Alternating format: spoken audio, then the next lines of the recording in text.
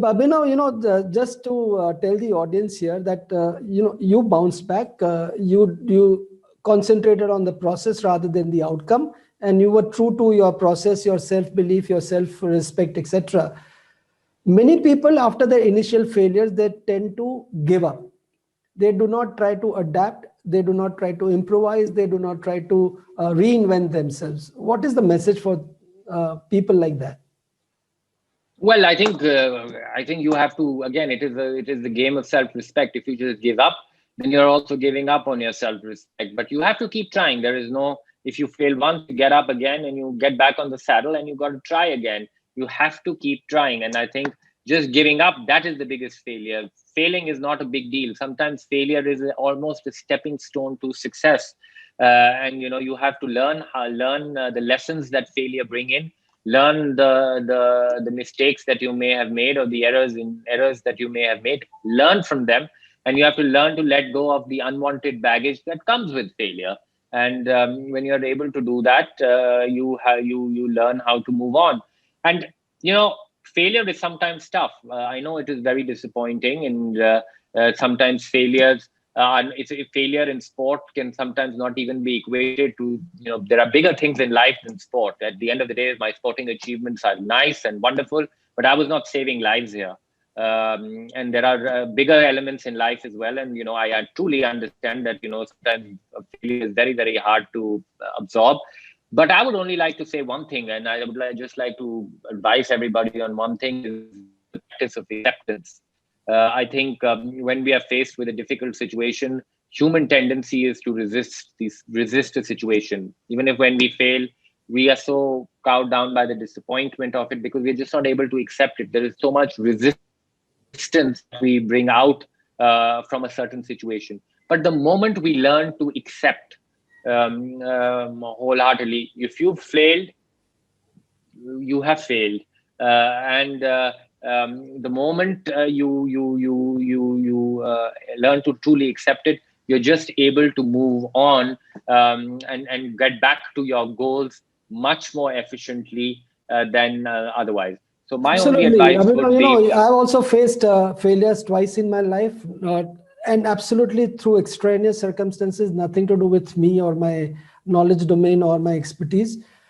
Twice, because of the regulatory changes, our business became zero. In 1992, post Harshad Mehta scam, and 2013 when Direct was introduced. So the business became zero after 25, 30 years of doing business very conscientiously, diligently, etc.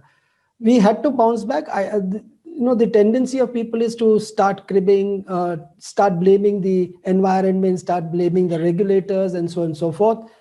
I also had the same choice, but I chose the path of moving on, learning from our experiences. Our experiences and our knowledge is not going to be taken away by anybody. So it is up to us as to how we wish to rise back. This entirely in the hands of the person who may have faced such failures. What were your thoughts during that back surgery? Did you think that your career is over? And after that, you went on to win 2006 championship also, and I think 2008 the Olympic gold medal. So what were your thoughts during that phase of your life when you had to undergo this surgery? I'm sure you must be on bed rest for quite some time. You could not have maybe practiced also during that phase of your life. So what did you think, and how did you bounce back? Yeah, an athlete's life is full of uncertainty. Just like probably the way when your business after the scam, when your business fell down, and or when the markets fall, there's a lot of uncertainty that one is facing. An athlete's life, that is athlete's life every day, because we continue to put in a lot of effort. We put our life, blood and sweat and tears into an endeavor, but we are very uncertain what result it's going to get us, because results in sport can never be scripted. You really don't know how you're going to be able to perform, how your competition is going to do. So there's tremendous amount of uncertainty in an athlete's life. And injuries, of course, bring in a greater degree of uncertainty, because there are question marks on your future if you can actually even do this again. Of course, it was a tough moment in my career. But again, it was about focusing on what was supposed to be done at that moment. At that particular moment, I, of course, was not able to train the way I was normally was training, but the priorities changed, and the priority was to get healthy again. The priority was to focus on recovery and optimize my body so that it is in a greater shape that when I do come back. So it is about changing focus, which sometimes circumstances force you to change. I was focused on a goal of the Olympics, and suddenly I had a circumstance which was disruptive in nature.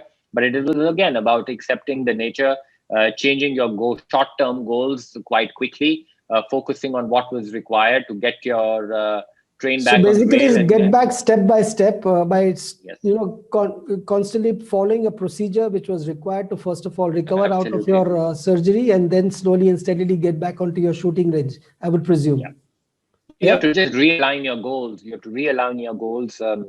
So make them into shorter goals. Instead of that long-term goal, you had to redo shorter goals, achieve those step by step, and then look Absolutely. at the bigger picture thereafter. Is that correct? And you need that ability. Absolutely right. You're absolutely right. And you have to have the ability to adapt to situations. Performance in sport and performance in life almost is all about adaptability. The sooner you're able to adapt to situations and circumstances, I think the chances for you to succeed will just be higher. Sure. Now, did you at any point in time, irrespective of injuries or irrespective of some personal tragedies in your life, have to participate in some of the sporting events just because of that spirit of the show must go on? Did you face any of these challenges or during your entire career as a sports person? Yes, of course. I mean, there were moments where I had personal stress. My grandmother had passed away, and I had to continue to compete. Those were personal issues that I faced in certain moments of my career. But you have to see what your priorities are at that point of time. If you have a job to do, you have to do that job to the best of your ability, and then deal with the situation. So I can't really recollect off my head so much exactly what competitions and all that I went through when I was under a certain personal duress at the moment. But I'm sure that in a 22-year period, there were some moments which were difficult to absorb. But there were moments when there were also moments when I was very ill. I think I was sick, medically very sick in some competitions, but I still competed and continued to compete. And funnily enough, even did well in those competitions because, you just do not have the brain capacity to overthink. You just go and do what's needed.